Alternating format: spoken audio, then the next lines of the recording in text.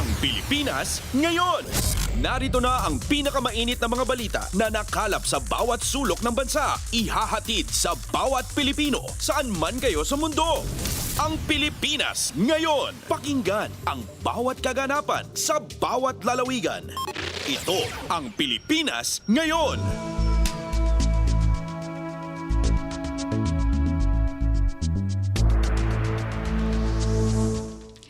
Magandang araw po sa ating mga tagapakinig. Welcome po muli sa ating programang Ang Pilipinas Ngayon.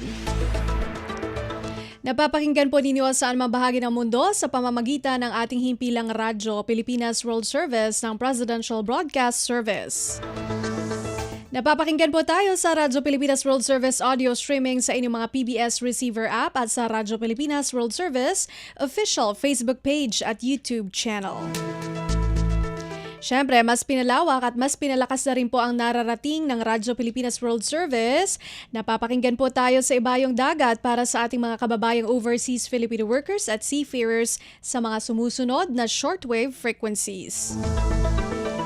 Ang English program po tuwing 10 a.m. hanggang 11:30 a.m. mapapakinggan sa 15.640 MHz, 17.750 MHz at 21.720 MHz. Ang Filipino program naman po tuwing 1:30 a.m. hanggang 4:30 a.m. mapapakinggan sa 9.920 MHz, 12.120 MHz at 15.190 MHz. Ito po si Bea Gaza de Guzman. Samahan po ninyo ako sa kabuuan ng ating programa ngayong araw. Kapapalooban pa rin po ng mga panayam sa mga napapanahong issue at mga mahahalagang balita mula dito sa ating bansa, kasama na ang mga ulat mula sa iba't ibang rehiyon ng Pilipinas, segmentong business, sports at showbiz. Antabayanan po sa inyo na sa ilang sandali ang kabuuan ng ating programang Ang Pilipinas Ngayon. Mga kaganapan sa Kamaynilaan at mga kalapit na lalawigan dito sa Ang Pilipinas Ngayon.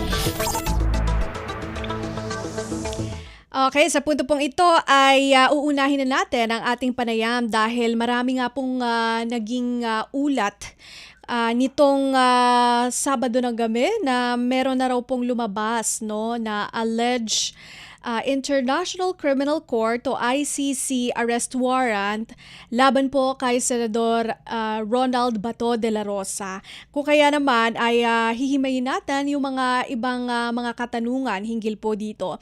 Kasama po natin live via phone patch ang legal expert at former national president po ng Integrated Bar of the Philippines, si Attorney Domingo Egon Cayosa. Magandang araw po sa inyo, Attorney Cayosa. Si Bea Gaza de Guzman po ng Radyo Pilipinas World Service.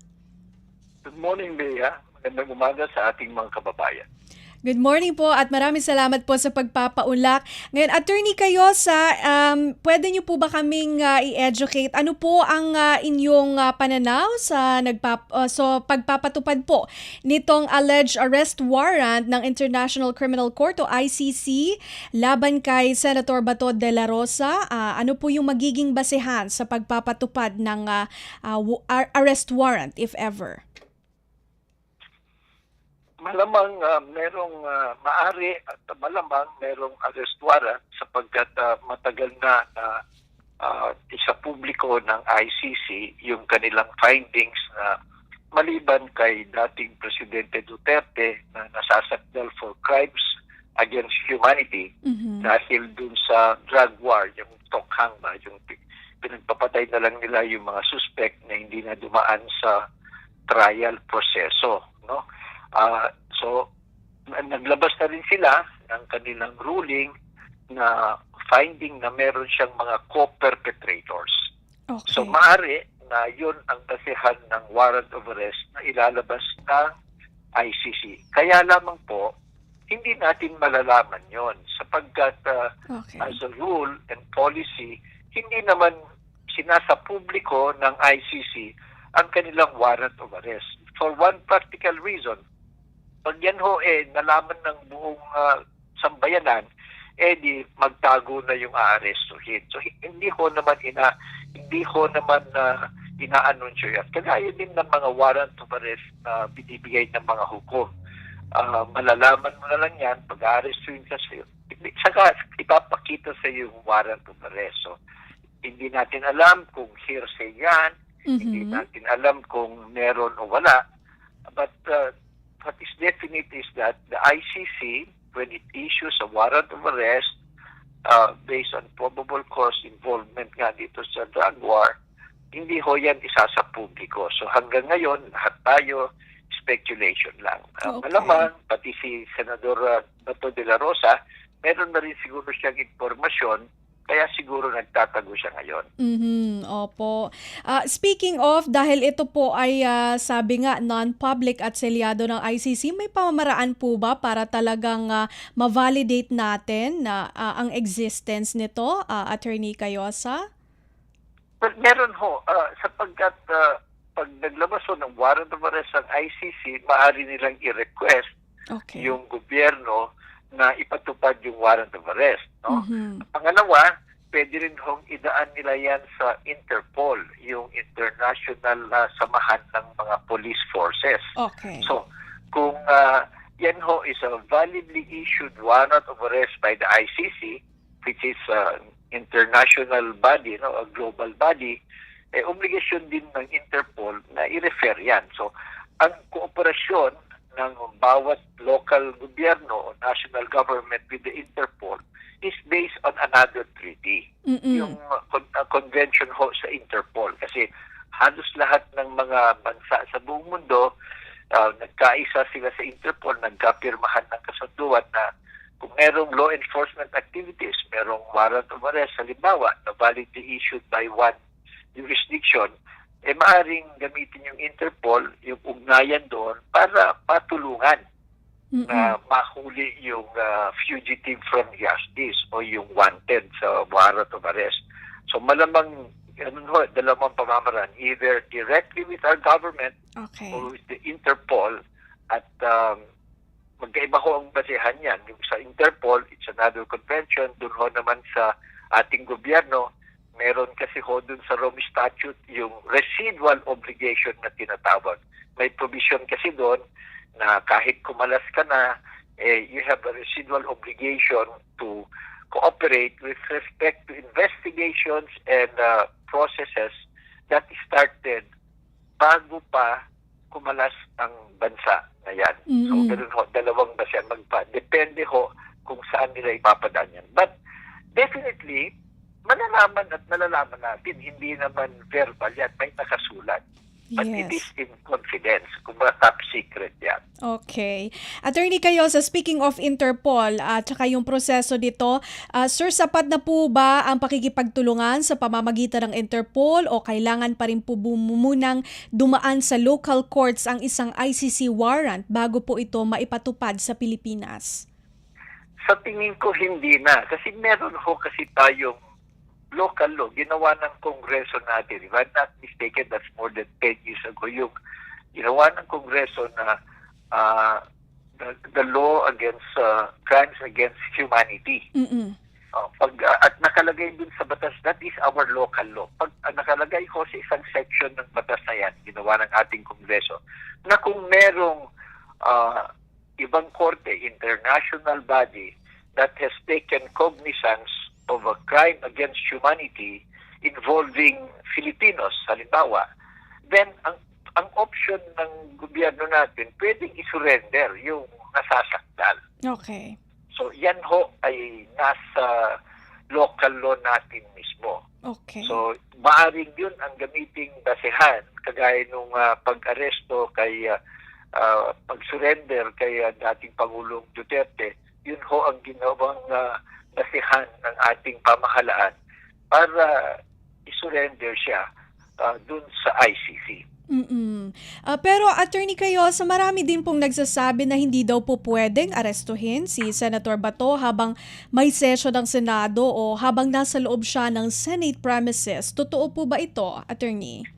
Well, yan ang sinasabi nila, pero that is only a matter of tradition and respect for co-equal branch of government. No? But there is no such immunity. Wala ko sa batas yan, wala sa konstitusyon.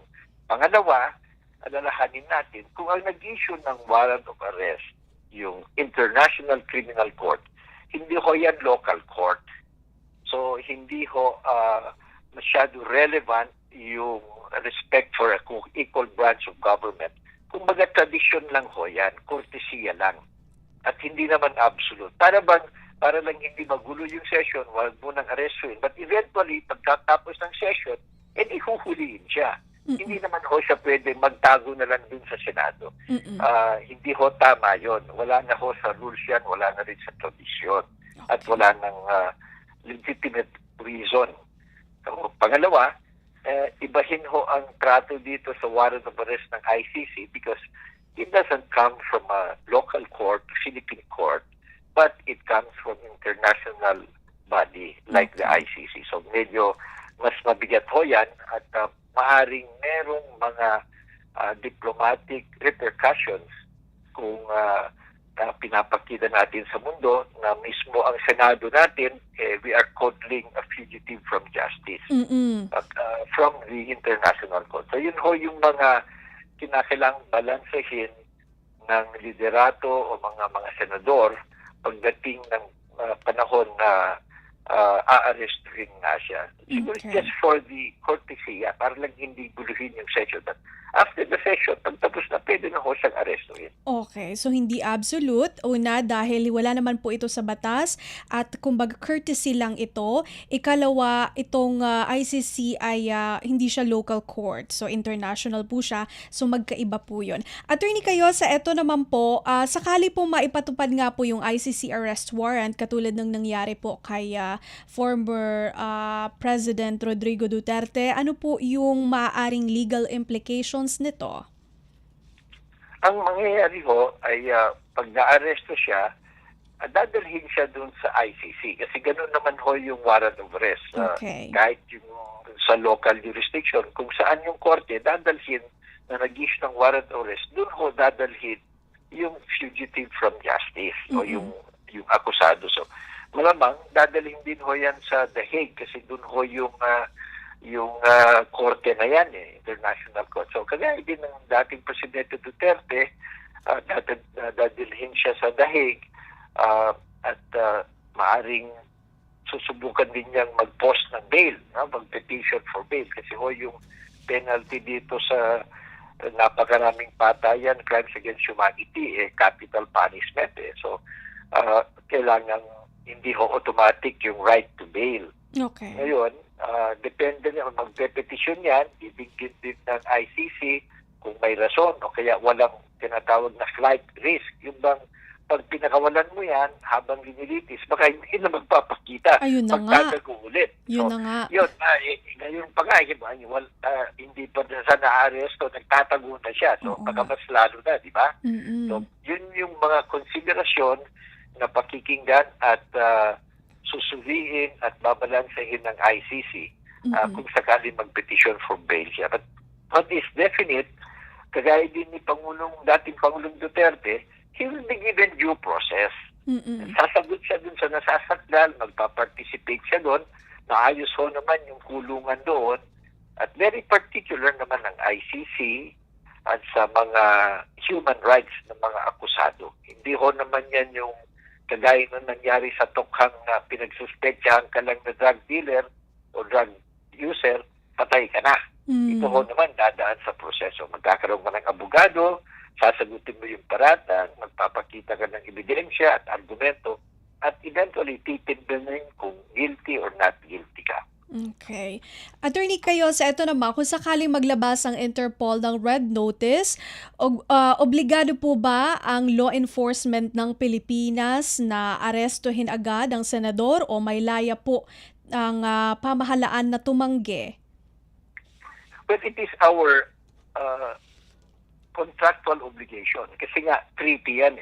Okay. It is our diplomatic obligation. It is our legal obligation. Ang exception lang ho dyan, kung yung warrant of arrest o yung kaso is political in nature, because of religion, because of race, o kaya military in nature. Yan ho yung mga exceptions dun sa saklaw ng pagpapatupad ng warrant of arrest ng Interpol.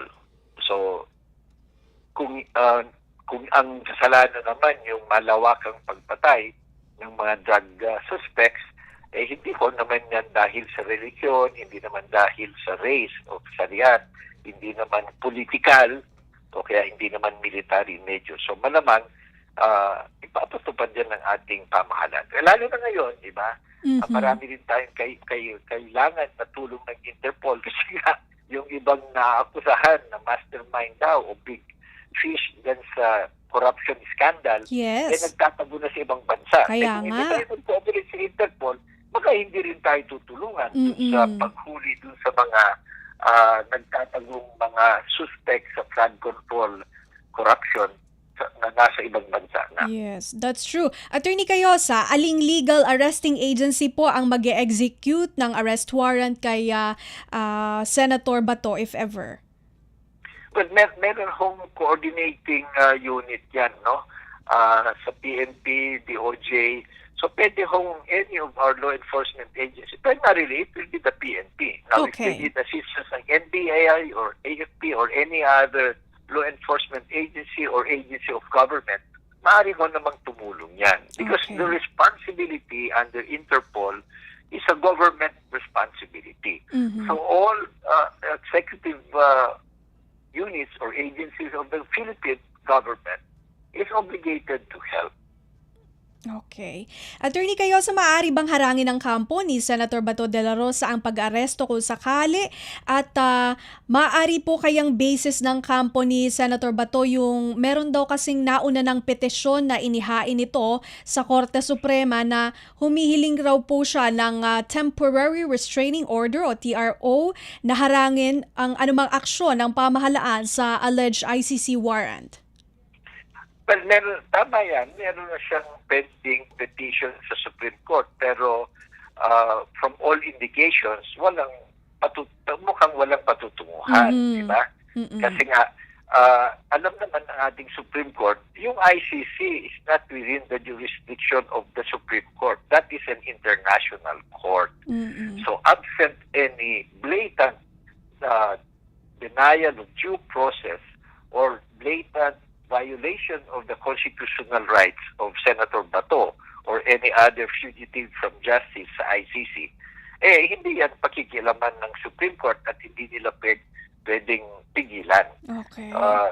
So, he has to convince them na gano'n. But so far, malabang linabas na lahat kanyang mga argumento dun sa kanyang petisyon, di ba? Pero hindi naman nag-issue ng TRO ang Supreme Court. So, that would be reliable indication na pwede nating isipin o we can surmise na hindi yan haharangin ng Supreme Court. Kasi alam din naman ng Supreme Court ang lugar niya. It's only Supreme Court for within the territory of the Republic of the Philippines at hindi naman niya saklaw, hindi under sa Supreme Court ang ICC. Yes. And also, balik tayo dun sa sabi nyo na diplomatic obligation siya at nag-accede or sang-ayon po yung Pilipinas sa treaty. Ano po? It's a treaty obligation, it's a diplomatic obligation, it's a legal obligation of the Republic of the Philippines. Okay. Attorney Cayosa, ito meron pa pong isang tanong pero medyo tungkol sa doon po sa performance ni Senator Bato de la Rosa. Mula pa noong November 2025 kasi 'di ba alam natin madalang na ang pagpasok niya sa Senado dahil sa banta ng aresto. So mula sa pananaw ng constitutional law expert, hanggang kailan po pwedeng gamitin ng isang mambabatas ang threat of arrest para hindi gampanan ng kaniyang tungkulin ng hindi nalalabag ang kaniyang sinumpiang obligasyon? Attorney. But number one, hindi mo pwedeng gawing rason yung threat of arrest para mag-absent indefinitely. Malinaw ko yan. Lalo-lalo na kung yung arrest dumaan naman sa tamang proseso. Diba? There's a pending big violation against crime against humanity pending ho dun sa ICC. Ang complainant doon, yung mga kapamilya ng mga libu-libong Pilipinong drug suspects na pinagpapatay. So, meron namang proseso. So, hindi ho pwedeng sabihin na dahil baka maaresto ako, mag-absent muna ako at present pa rin ako, susweldo pa ako. That's very basic. You cannot make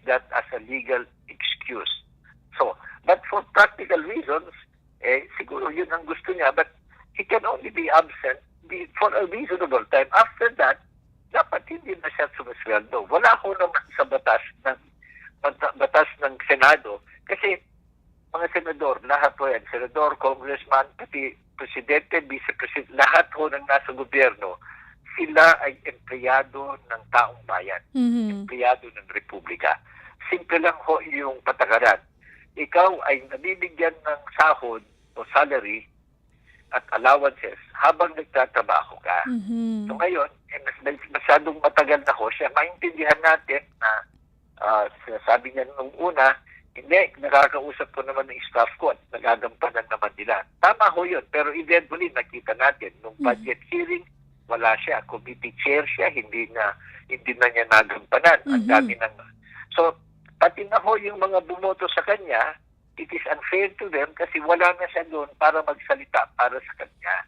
So medyo, sa tingin ho natin, medyo matagal na ho itong kanyang pag-absent and it is not fair na patuloy pa rin siyang nagsasweldo. Yung ordinaryong kawani ng gobyerno, pag ikaw nag-absent ng sobrang tagal at wala nang rason o dahil nagtatago ka kasi baka may warrant of arrest ka, ikaw ho ay tineterminate. Hindi na sinusweldahan at eventually tineterminate ka. Kasi nga, hindi ka na nakakapagtrabaho at sarili mo yun decision. So, you cannot use a legal process, a validly issued legal process as an excuse for not working and still receive your salary. So, ganun din ho, mas lalo nga matangkad ang responsibilidad ng mga nasa matataas na posisyon ng gobyerno.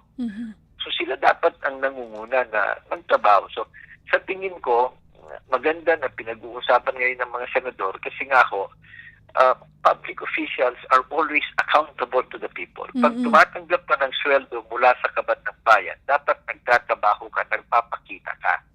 Naintindihan natin siguro yung initial few days, few weeks, pero ngayon, mga months na ho So that's not fair to other members of the bureaucracy. That's not fair to the people who elected him to be their senator. That is not fair for the sambayan ng Pilipino na nagbabayad ng sweldo at allowances niya pero hindi naman siya nagpapakita at nakakapagtrabaho. Speaking of, lagi nga po siyang wala sa Senate session. Maaari pa po ba siyang makilahok sa impeachment trial sa Senate laban kay VP Sara? But wala po dun sa rules ng impeachment rules ng Senado. Wala din sa kanilang mga internal rules. Yung participation by internet or Zoom or cyberspace. So, ang kailangan nandun siya. Okay. Sige po. Alright, thank you Attorney Cayosa sa inyo pong mga insights at nabigyang linaw po itong ating mga katanungan. Hingiin ko na lang po siguro ang inyong final message sa ating mga tagapakinig at tagapanood dito po sa Radyo Pilipinas World Service.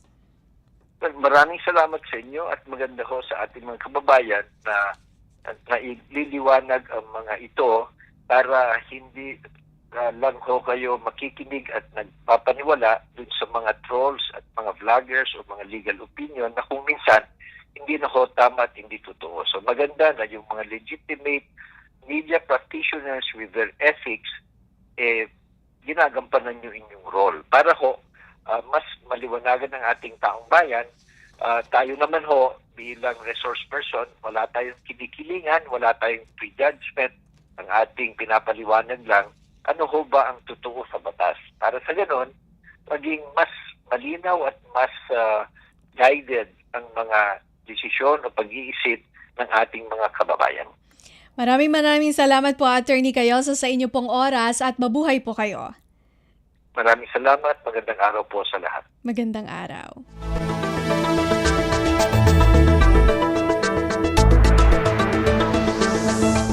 Yan po si Attorney Domingo Egon Cayosa, isang legal expert at former national president po ng Integrated Bar of the Philippines o IBP.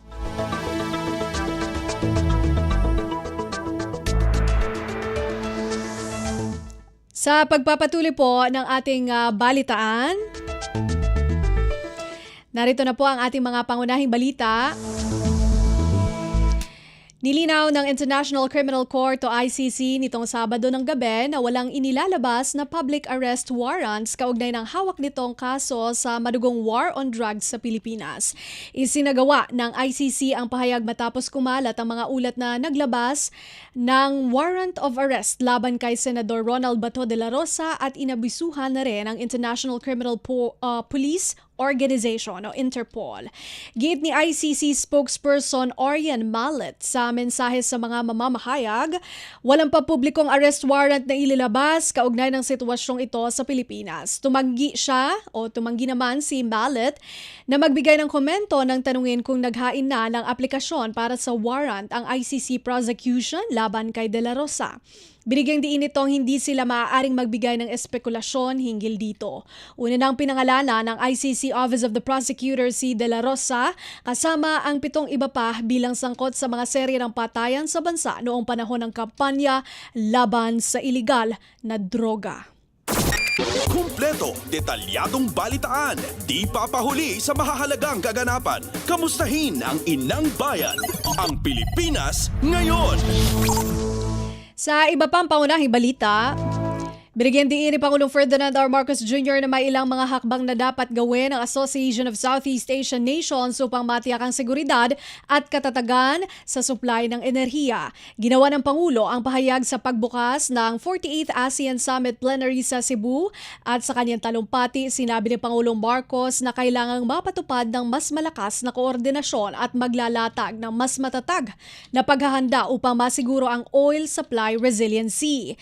Makatutulong din, sabi ng Pangulo, ang pagpapaunlad ng advanced alternatives at renewable energy sources para maprotektahan ang ekonomiya mula sa impact ng Middle East crisis. Binigyan din ng Pangulo na kailangang masiguro ang katatagan ng food security sa gitna ng epekto sa kalakalan at transportasyon na nag-ugat sa pagsasara ng Strait of Hormuz. Kasama din sa 3 prioridad na binanggit ng Pangulo ay ang paniniguro sa kaligtasan ng ASEAN nationals kung saan mang bahagi sila ng mundo naroon. Time of heightened volatility, ASEAN must strengthen coordination and reinforce preparedness, pursue practical collective measures to safeguard a stable energy supply and improve interconnectivity. Second, we must work together to stabilize food security. Third, we must uphold the safety of ASEAN nationals. Gitna naman ng talakayan na ginawa ng ASEAN leaders sa 48th ASEAN Summit patungkol sa energy security, inihayag ni Pangulong Ferdinand R. Marcos Jr. na napag-usapan ang isang ideya upang matiyak ang supply ng langis ng ASEAN member countries. Ito ayon kay Pangulong Marcos ay ang pagkakaroon ng regional stockpile o shared energy sa rehiyon na kahalintulad sa ideya para magkaroon ng fuel reserve sa rehiyon. Sinabi ni Pangulong Marcos na magkakaroon ng fuel reservoir na paghahatian ng ASEAN member countries sa panahon ng pangangailangan. In principle, agreed ang ASEAN member countries ayon sa punong ehekutibo, ngunit kailangan pang mabuo ang isang framework. Ito'y upang matukoy kung paano ang hatian, sino ang uunahin, at masagot ang iba pang katanungan. Beyond that is the reserve so that we have something in reserve. And when something like this happens, a war happens, trade route like the Strait of Hormuz is closed, and with all the attendant effects, we have somewhere to immediately run to for emergency supply. Pahayag ni Pangulong Ferdinand R. Marcos Jr. Pasada ng mga balita mula sa Pilipinas para sa mga Pilipino saan man sa mundo. Ang Pilipinas ngayon. Yan po ang ating mga national news. Antabayanan po ang pagbabalita natin ng regional news makalipas po ang ilang paalala. Mabilis ang trivia, dagdag talino. Heto na ang Dagling Kaalaman. Mahilig ka bang kumanta? Ba't di papatulan ang pagsuyong nagkulang? Bukod sa pinagagaan ng iyong pakiramdam, ay pinalalakas pa ang iyong lungs. Ang pagkanta ay nakakatulong din para labanan ang iyong stress at ikaw ay makapag-relax. Nakakatulong din ito sa pagpapabuti ng iyong memorya at pag ikaw ay nakakaranas ng hirap sa buhay. At ang good news, ang pagkanta ay para sa lahat. Let it go, Nasa tono ka man o wala. and here I stand. kaunting kaalaman na malaking dagdag talino. Abangan muli ang susunod na Dagling Kaalaman.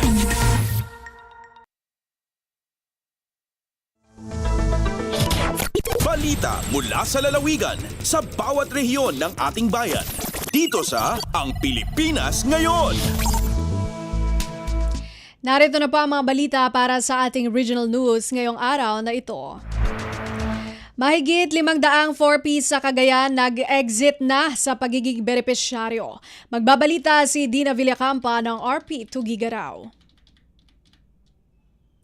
Iga-500 sa senta nga Pantawid Pamilyang Pilipino Program of 4Ps sa probinsya ng Cagayan, inabalin nga na o nakagraduwa nga na, mabalin nga nalada o kaya da nga na nga matadakta sarili da.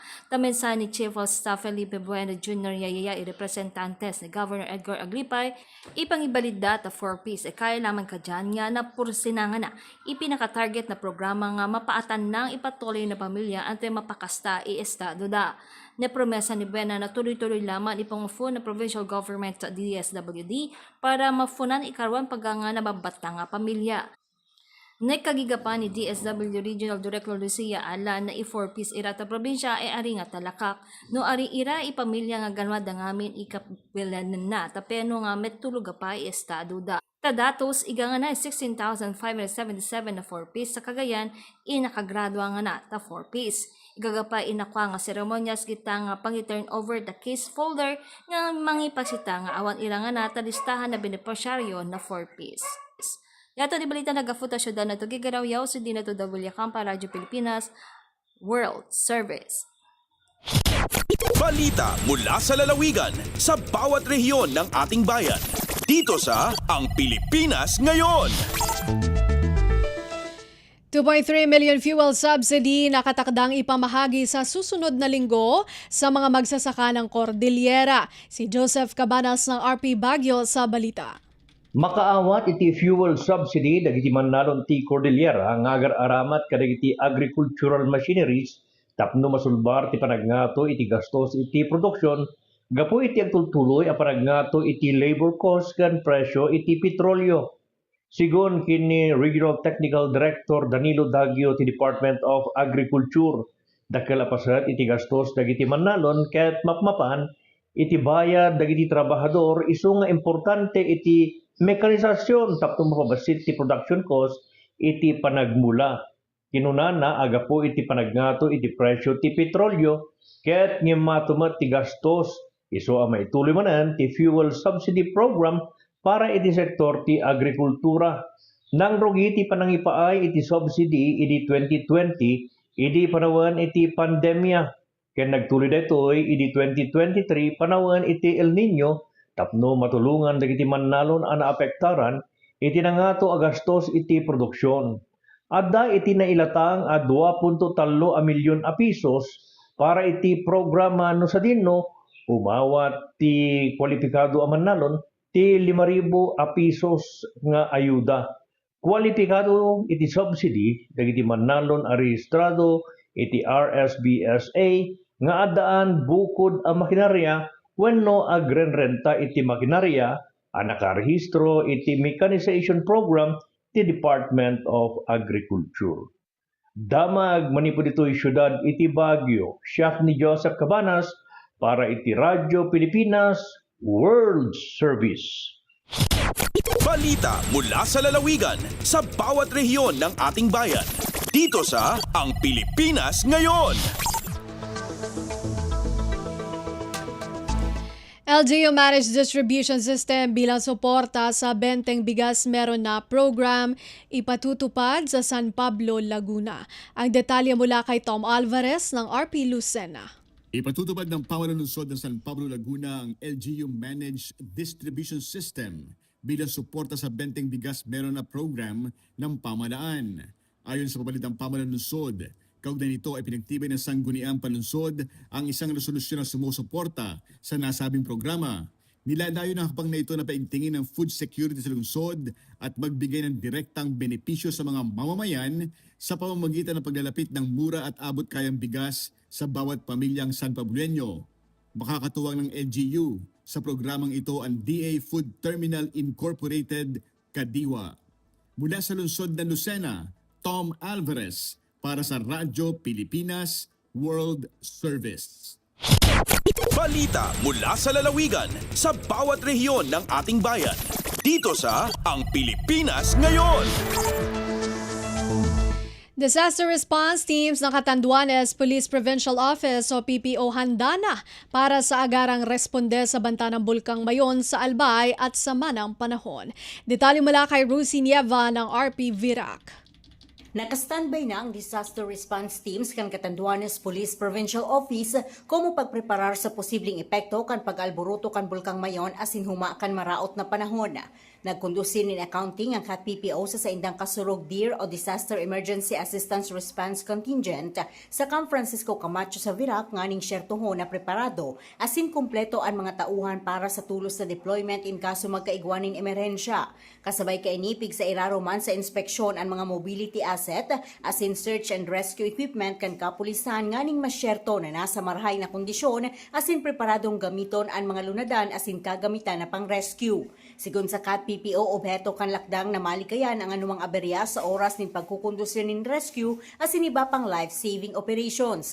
Pigabisuhan man kan kapulisan ng publiko na magtinir na alerto, subaybayan ng mga opisyal na abiso dapit sa panahon asin makipagtabangan sa mga lokal na otoridad para sa seguridad kan gabos. Gikan sa RP Virac, ini si Rosie Nieva para sa Radyo Pilipinas World Service. Balita mula sa lalawigan sa bawat rehiyon ng ating bayan. Dito sa Ang Pilipinas Ngayon. Alkalde ng Lapu-Lapu City, malaki ang pagpapasalamat kay Pangulong Ferdinand R. Marcos Jr. at sa National Organizing Council sa pagkakapili ng syudad bilang venue ng kakatapos na 48th ASEAN Leaders Summit. May report si Jessa Aguailana ng RP Cebu. Papasalamaton sila Lapu-Lapu City Mayor Cindy King Chan ngadto sa kagamhanang nasyonal sa gihatag niini nga pagsalig ngadto sa dakbayan alang sa labing dako nga kalihukan nunot sa 2026 ASEAN Summit dinhi sa Pilipinas. Matud ni Chan makasaysayanon ang maong panagtigom hinungdan nga dakong garbo alang sa syudad nga didto nagtapok ang mga state leaders ug delegado gikan sa 11 ka member states sa Association of Southeast Asian Nation kun ASEAN. Ang malampusong pagpahigayon sa ASEAN Leaders Summit magsilbi matud niya nga pruweba sa katakos sa Lapu-Lapu City ug sa Cebu Province sa natad sa mais kun meetings, incentives, conferences and exhibitions. Nakapalig-on pod matud pa sa mayor ang maong kasinatian sa syudad sa natad sa diplomasiya ug pagpalambo sa ekonomiya. Bawnon sa lokal na kagamhanan ang maong pagtulunan alang sa umaabot nga nasudnon ug kalibutanhong panagtigom nga ipahigayon sa Lapu-Lapu City. Iya usab gipasalamatan ang mga nahimong kaabag sa Philippine National Government gikan sa Kapitolyo, mga national government agencies, law enforcement agencies ug sa LGU Lapu-Lapu kansang pagtinabangay ang nahimong instrumento sa kalampusan sa 48th ASEAN Leaders Summit sa dakbayan sa Lapu-Lapu. Gikan sa RP1 Cebu sa Aguailanan para sa Radyo Pilipinas World Service. Balita mula sa lalawigan sa bawat rehiyon ng ating bayan. Dito sa Ang Pilipinas Ngayon. Mahigit 800 taxi drivers nakatanggap ng fuel subsidy mula sa lokal na pamahalaan ng Iloilo City. Mag-uulat si Emmy Santiagudo ng RP Iloilo. Nakabaton sang fuel subsidy ang may 883 ka taxi driver sa syudad sang Iloilo gikan sa Iloilo City Government. Pinaagi sa fuel subsidy coupons nga ilagin baton, nagpatughong ang taxi driver sa pila ka designated gasoline station sa syudad. Kada taxi unit nakabaton sang balor 1,000 pesos nga petroleum products. Ini ang bulig sang lokal nga pangulhan sa tunga sang padayon nga pagsaka sang presyo sang petroleum products bangod sang tensyon sa Middle East. Suno kay Iloilo City Mayor Raisa Treñas ang nasambit nga inisyatibo kabahin lang sang padayon nga paninguha sang Iloilo City Government nga mabuligan ang transport sector nga adlaw-adlaw nagapangabudlay agud makapangabuhi kag makahatag sang serbisyo sa publiko. Sa kabugusan, naglabot na sa 3,594 ka driver sang jeep, tricycle kag taxi ang nakabaton sang una nga tranche sang fuel subsidy gikan sa Iloilo City Government. Ginahandaan naman ang pagpanagtag sa ikaduha nga tranche sang fuel subsidy sa tricycle drivers subong nga bulan sang Mayo. Nagikan sa Iloilo, Emero Santiagudo para sa Radyo Pilipinas World Service. Balita mula sa lalawigan sa bawat rehiyon ng ating bayan. Dito sa Ang Pilipinas Ngayon. Davao City Veterinarian's Office nagpaalala sa mga fur parents na asikasuhing mabuti ang mga alagang hayop ngayong tag-init. Narito si Armando Finiquito ng RP Davao. Giawag karon sa Davao City Veterinarian's Office kon CVO ang mga fur parents sa Dakbayan nga timanod pag-ayo ang ilang binuhing hayop karong panahon sa ting-init aron makalikay sa sakit. Sumala ni CVO Animal Disease and Prevention Control Chief Dr. Agnes Amores nga kinahanglan paimnon og daghang tubig ang mga binuhi tungod taod-taod kining ginauhaw dala sa init sa panahon. Nag-abiso usab kini nga dili ilakaw ang ilang binuhi sa gawas kung init ang panahon ug kung kinahanglan kining igawas mas maayo nga sayo sa buntag o padulong na ang kagabion aron makalikay sa init. Dugang nini nga dili dapat usab pasagdan ang mga binuhi gawas sa balay kung asan naglagiting ang init aron malikayan ang dehydration. Gikan sa Radyo Pilipinas Davao, ako si Armando Finiquito para sa Radyo Pilipinas World Service. Balita mula sa lalawigan sa bawat rehiyon ng ating bayan. Dito sa Ang Pilipinas Ngayon. Kauna-unahang grupo ng Hajj pilgrims mula sa Bangsamoro Pilgrimage Authority nakarating na sa Saudi Arabia. Balitang hatid ni Alwidad Bashir ng RP Iligan. Miya makauma sa inga the Kingdom of Saudi Arabia. So pagumpaganaya grupo ang takadjoma ang mga hudya sa makapupon sa Bangsamoro Autonomous Region in Muslim Mindanao ang makaokit sa giyang kaya bagwa pitong opisina ang Bangsamoro Pilgrimage Authority. Si co-official update agyang kanan opisina na si Isirandun miya makadungko sa Madina Al-Munawara. Kagairag sa ron si Randin Mambumi sa Sambayang sa Jumwa padiran sugibuan ng mga hudya sa makapupon sa Pitiberangan aingad sa interwa dunya. May laylay so kariri para do mga bang sa tano ang mga jema ang makapupon sa Bangsamoro Pilgrimage Authority para sa giyang kaiyamala panggalabakan na amal apad kupulaw sa parataya o Muslim si ko mga rukon no agama Islam giyang kanan so kapag Hajj. Si ko bilangan napat gato sa 50 isa ang taka 451 na mga former combatant amya mag-participate para sa giyang kaiyarago na programa ang Bangsamoro government. Giyanan so manasikol Hajj program. Mula sa Iligan City, ako si Alwidad Bashir para sa Radyo Pilipinas World Service. Balita mula sa lalawigan sa bawat rehiyon ng ating bayan. Dito sa Ang Pilipinas Ngayon. Narinig po ninyo mga balita mula po sa iba't ibang lalawigan dito sa Pilipinas sa pamamagitan po ng ating regional news. Susunod po ang ating balita negosyo at kalakalan at balitang pampalakasan mula kay Leo Magpayo sa pagbabalik po ng Ang Pilipinas Ngayon makalipas ang ilang paalala.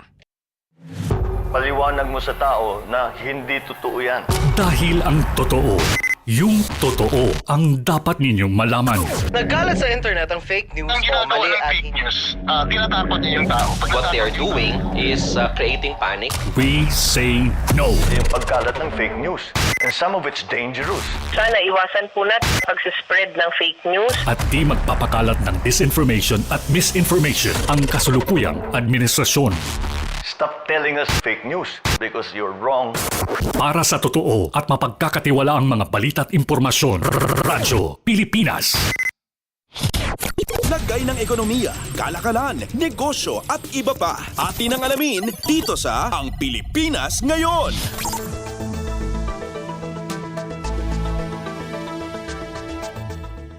At nagbabalik po ang ating programang Ang Pilipinas Ngayon. Samantala, narito naman po ang balitang negosyo at kalakalan. Magmomobilisa ang Asian Development Bank o ADB ng 30 bilyong dolyar hanggang 2030 para palakasin ang pangmatagalang development priorities ng Association of Southeast Asian Nations o ASEAN at tulungan ang rehiyon na makayanan ang panlabas na economic shocks. Inanunsyo ni ADB President Masato Kanda ang commitment sa 48th ASEAN Summit sa Cebu kung saan pinuri ng mga leader ang matagal ng papel ng ADB bilang pangunahing development bank ng rehiyon.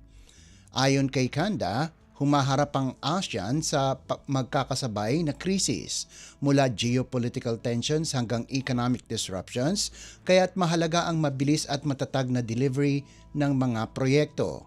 Kasama sa package ang $6 billion para palalimin ang regional capital markets at $5 billion para pabilisin ang ASEAN Power Grid, bahagi ng mas malaking suporta na umaabot sa $10 billion hanggang 2035. Popondohan din ang AI readiness, blue economy at river resilience programs. Tinanggap ni ASEAN Secretary General Kao Kim Horn ang pinalawak na suporta na anyay nagpapakita ng matibay na kumpiyansa sa bisyon ng ASEAN. Tinalakay din ng ADB ang agarang epekto ng tensyon sa Middle East sa supply chains at ekonomiya ng riyon. Handa umano ang bangko na magbigay ng fast disbursing budget support at pansamantalang ibinalik ang private sector support para sa oil imports. Lagay ng ekonomiya, kalakalan, negosyo at iba pa. Atin ang alamin dito sa Ang Pilipinas Ngayon.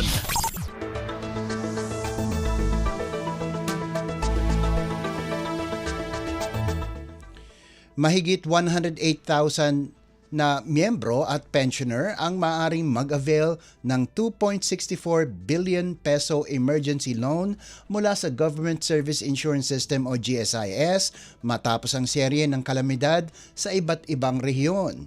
Ayon sa GSIS, layunin ng programa na agad makatulong sa mga apektado ng El Nino, pagbaha, landslide at bagyo sa Cagayan, Davao de Oro, Davao del Norte, Sorsogon at Surigao del Sur. Sa Cagayan, 31,566 ang maaaring umutang ng halos 733 million pesos hanggang Mayo at 31. Sa Davao de Oro at Surigao del Sur, halos 891 million pesos ang inilaan para sa 36,396 na aplikante hanggang Mayo 9. Sa Davao del Norte, may 696.6 million pesos para sa 27,588 na benepisyaryo hanggang Hunyo 3. Sa Sorsogon naman, halos 319 million pesos ang nakalaan para sa 12,909 aplikante hanggang Mayo 15. Kwalipikado ang active members sa calamity-declared areas na may net take-home pay na hindi bababa sa 5,000 at walang pending case. Maaari ring mag-apply ang old age at disability pensioners basta't may natitirang 25% ng buwanang pensyon. Ang loan ay payable sa loob ng 36 na buwan, may 6% annual interest, 2-month grace period at may kasamang loan redemption insurance. Para sa may existing emergency loan, pwedeng umutang ng 40,000 pesos para mabayaran ang dating balance at makakuha pa ng hanggang 20,000 piso. Ang walang dating loan ay maaaring umutang ng 20,000 pesos. Tumatanggap ng aplikasyon ang GSIS Touch Mobile App at diretsong ide-deposito sa ATM account ang loan proceeds. Lagay ng ekonomiya, kalakalan, negosyo at iba pa. Atin ang alamin dito sa Ang Pilipinas Ngayon.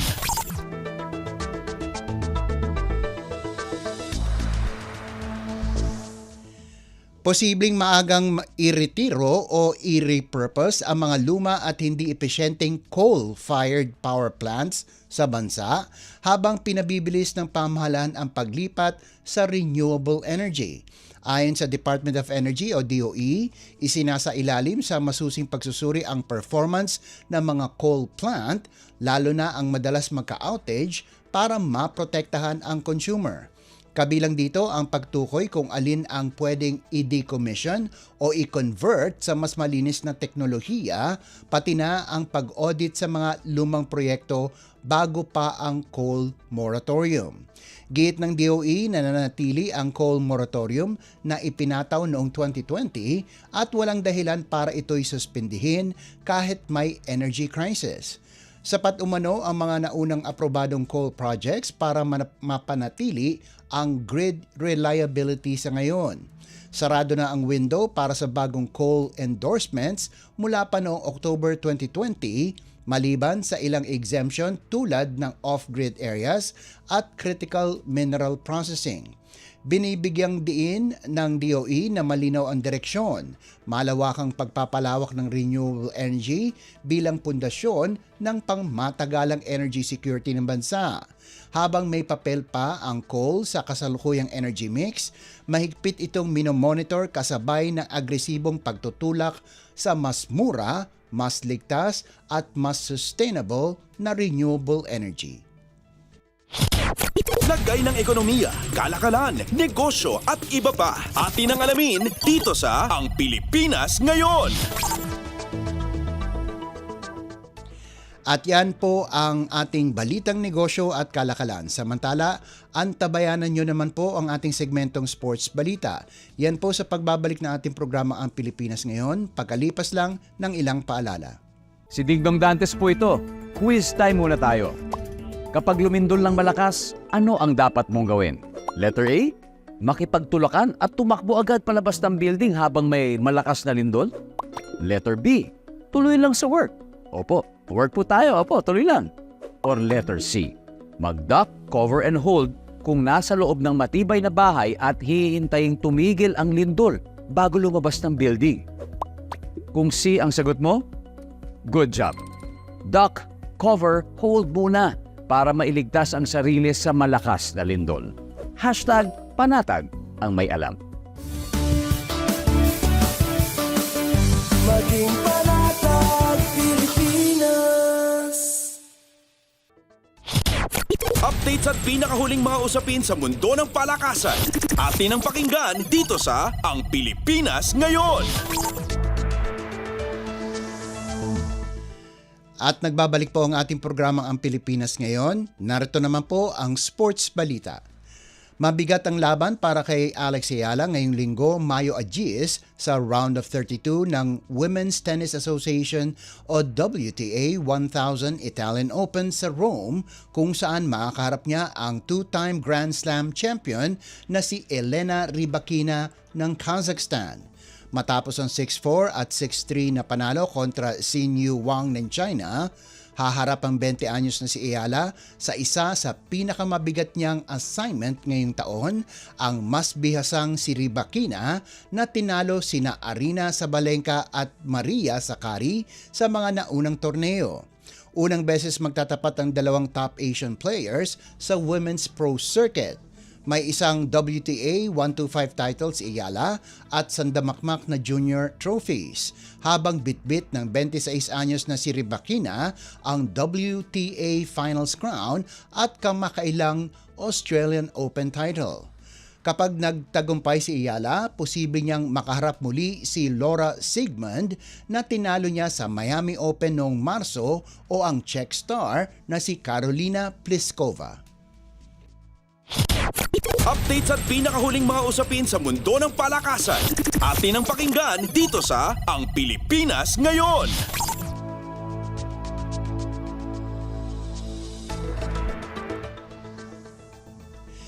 Tinapatan ng San Miguel Beermen ang matibay na hamon ng Phoenix at kumamada ng 116-104 na panalo sa huling araw ng eliminations ng PBA Season 50 Commissioner's Cup sa larong ginanap sa Inaris Center, Antipolo nitong Sabado.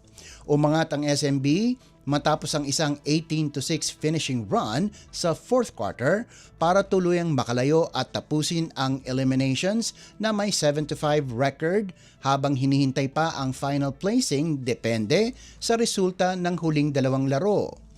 Bumida si Benny Boatwright na may 34 na puntos, 7 rebounds at 5 assists.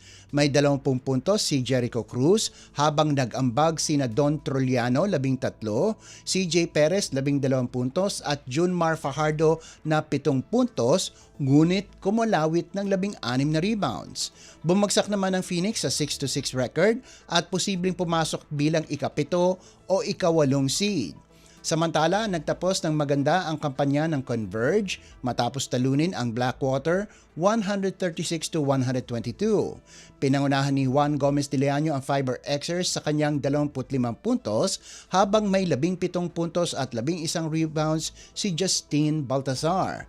Nagambag si Calvin Abueva ng 15 puntos at tig-12 sina Justine Arana at Donovan Smith.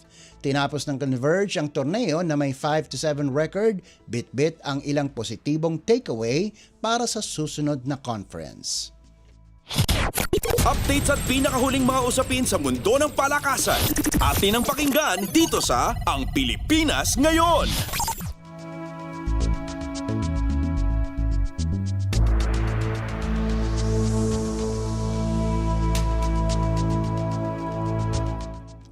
At bilang pangwakas sa ating segmentong sports balita, tinupad ang De La Salle University ang pangakong Sweet 16 matapos walisin ang National University 25-22, 25-16 at 25-16 para muling angkinin ang UAAP Season 88 Women's Volleyball Crown sa harap ng puno na Mall of Asia Arena.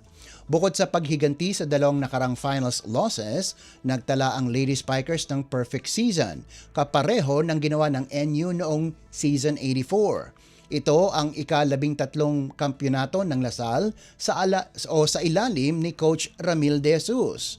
Sa men's side, muling pinatunayan ng National University ang kanilang dominasyon matapos i-sweep ang Far Eastern University 26-24, 25-22 at 25-22 para kumpletuhin ang 6-peat, ang pinakamahaba sa Final Four era.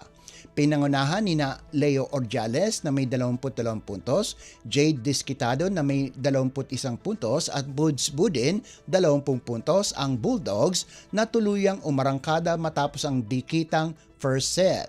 Ito ang ikawalong titulo ni Coach Dante Alensunurin para sa NU. Nadugtungan naman ang title drought ng FEU sa 14 na taon, huling nagkampiyon noong Season 74. Bumawi si Josh Ibanez ng UST matapos masungkit muli ang Season 88 Most Valuable Player, ang kanyang ikatlong MVP kasama ang Best Outside Spiker Award.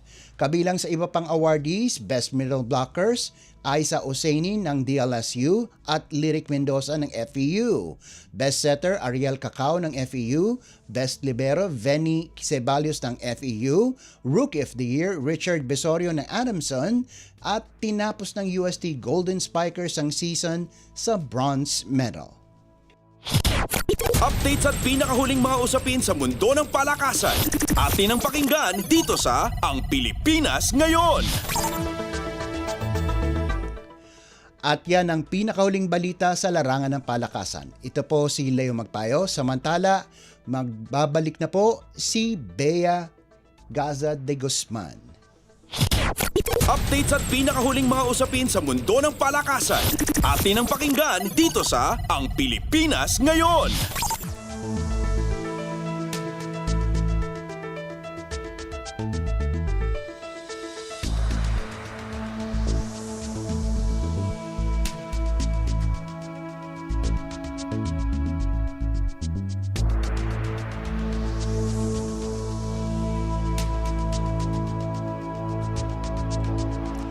At yan po ang kabuuan ng ating programang Ang Pilipinas Ngayon. Maraming salamat sa ating mga nakasama sa technical side, kina Susan Aison at Justin Osias sa ating Warcast. Maraming salamat din sa ating executive producer, Steph Vicente, sa mga nagulat mula sa iba't ibang lalawigan ng ating bansa para sa ating regional news, kay Leo Magpayo para sa Balitang Business at Sports. At maraming salamat din sa ating station manager, Mr. Ray Sampang.